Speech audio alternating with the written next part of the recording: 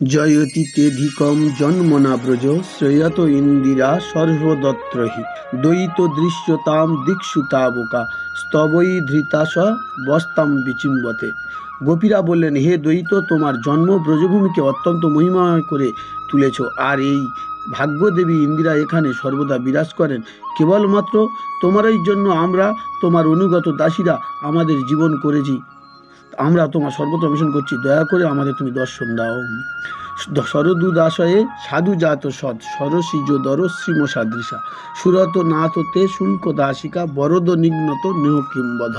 হে সুরতনাথ, তোমার দৃষ্টির সৌন্দর্য শরৎকালীন সরোবরে সুজাত বিকশিত কমল গর্ভের সৌনককে অতিক্রম করে। হে অভীষ্টপদ, নিজেদের যারা বিনামূল্যে তোমার কাছে সমর্পণ করেছে সেই দাসীদের তুমি বধ করেছো। এটা কি বধ নয়?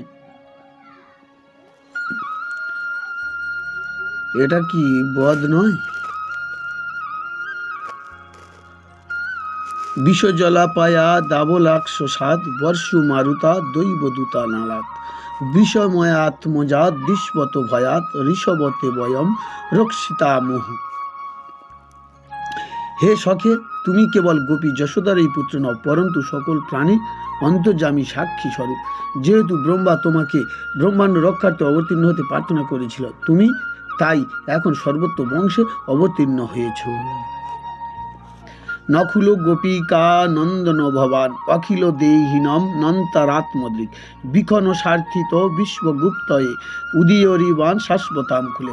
হে সখে, তুমি কেবল গোপী যশোদার এই পুত্র নও, পরন্তু সকল প্রাণীর অন্তর্যামী সাক্ষী স্বরূপ। যেহেতু ব্রহ্মা তোমাকে ব্রহ্মাণ্ড রক্ষার্থে অবতীর্ণ হতে প্রার্থনা করেছিলেন, তুমি তাই এখন শাশ্বত বংশে অবতীর্ণ হয়েছ।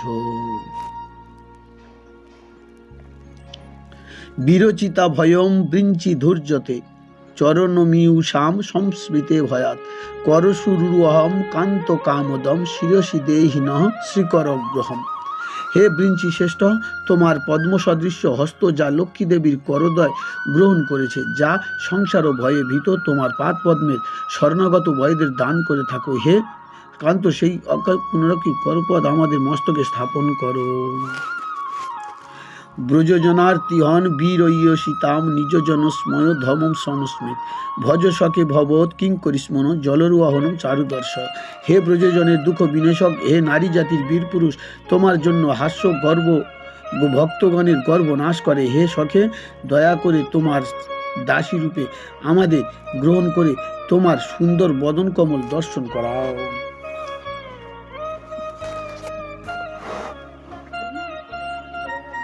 প্রণত দেহিনাম পাপকর্ষণম তৃণচরানুগম শ্রীনিকেতনম ফণিফণার্পিতম তে পদাম্বুজম কিনুকচিশুনঃ স্কৃন্দিরিচ্ছয়ম।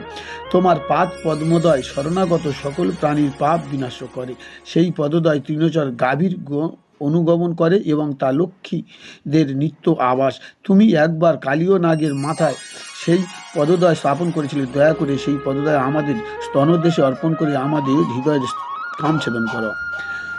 মধুরায়া গিরা বলগু বাক্ষয়া বুধ মনজ্ঞয়া পুষ্করেক্ষণ বিধি করি রিমা বীরমুজ্জ্যোতির অধর্ষি ধীনা পায়সবনঃ। হে পদ্মলোচন, তোমার সুমধুর কণ্ঠস্বর ও মনোহর পদাবলী যা বিদগ্ধ জনের মন আকর্ষণ করে, তা আমাদের ক্রমশ বিমোহিত করছে। হে আমাদের প্রিয় বীর, দয়া করে তোমার দাসীগণকে তোমার অধরামৃতে সজীবত কর। তব কথামৃতম তপ্ত জীবনম কবিভিড়িতম কলমশাপহম শ্রবণ মঙ্গলম শ্রীমদাততম ভুবি গৃহ্ণতি যে ভরিদা জনাহ।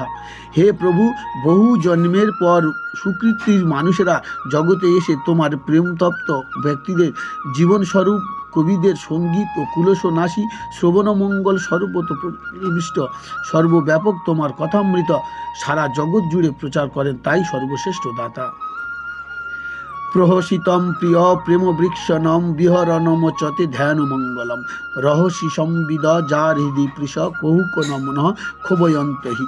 তোমার হাস্য, তোমার মধুর প্রীতিময় দৃষ্টি ও অন্তরঙ্গ লীলাসমূহ, তোমার সঙ্গে উপভোগ করা ব্যক্তিগত কথাগুলি, এই সমস্ত কিছুই নিবিষ্ট চিত্তে স্মরণ করা মঙ্গলজন, আর তা আমাদের হৃদয় স্পর্শ করে। কিন্তু একই সঙ্গে হে কপট, তা আমাদের মন অত্যন্ত ক্ষুব্ধ করে।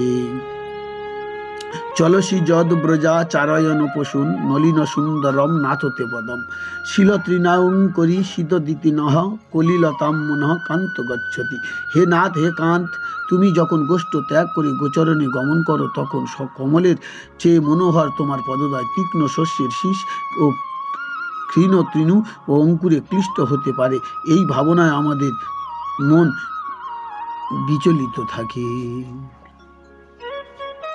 দিন পরীক্ষয়ে নীলকুন্তলয় বনরুহাননম বিব্রদাবৃতম ঘন রজসলম দর্শয়ন মুহুর মনসী নস্মরম বিরজয়চ্ছসি। দিনের শেষে ধূসিরত ঘন নীল কুস্তলাবৃত তোমার বদন কমল খানি পুনঃ পুনঃ আমাদের প্রদর্শন করে। হে বীর, তুমি আমাদের মনে স্মৃতির বেদনা উৎপন্ন করো। প্রণত কামদম পদ্মচার্চিতম ধরণীমণ্ডলম ধেমাপদি চরণ পঙ্কজম সন্ত মঞ্চপপতে রমণন স্তনে স্পয়াধিহন। ব্রহ্মার আরাধিত তোমার পাদ পদ্ম সকল প্রণত জনের আকাঙ্ক্ষা পূরণকারী, পৃথিবীর ভূষণ স্বরূপ পরম সুখদায়ক, তারা আপাতকালে ধ্যানের শতার্থ বিষয়।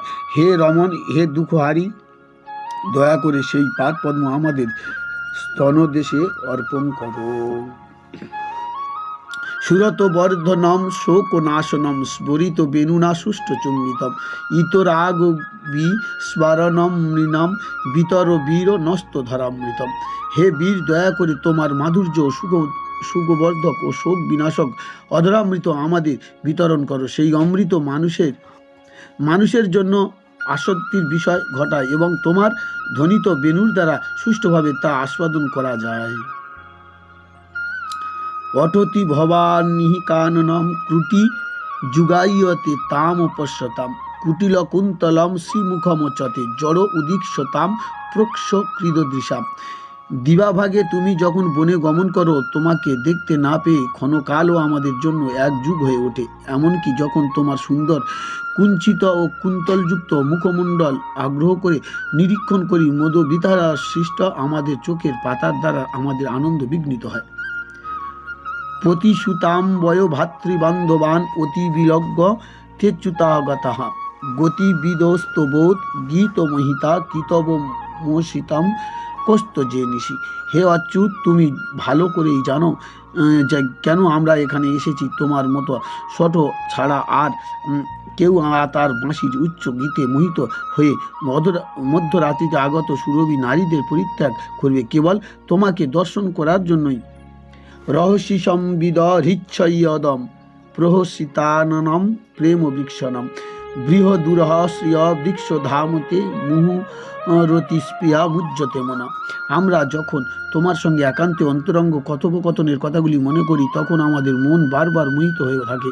আমাদের হৃদয়ে কামের উদয় অনুভব করি, আর তোমার হাস্য মুখ, তোমার প্রেম দৃষ্টি ও লক্ষ্মী দেবীর বিশ্রামস্থল, তোমার বিশাল বক্ষকে মনে করি। এইভাবে আমার প্রতি অতিশয় স্পৃহা জন্মায়।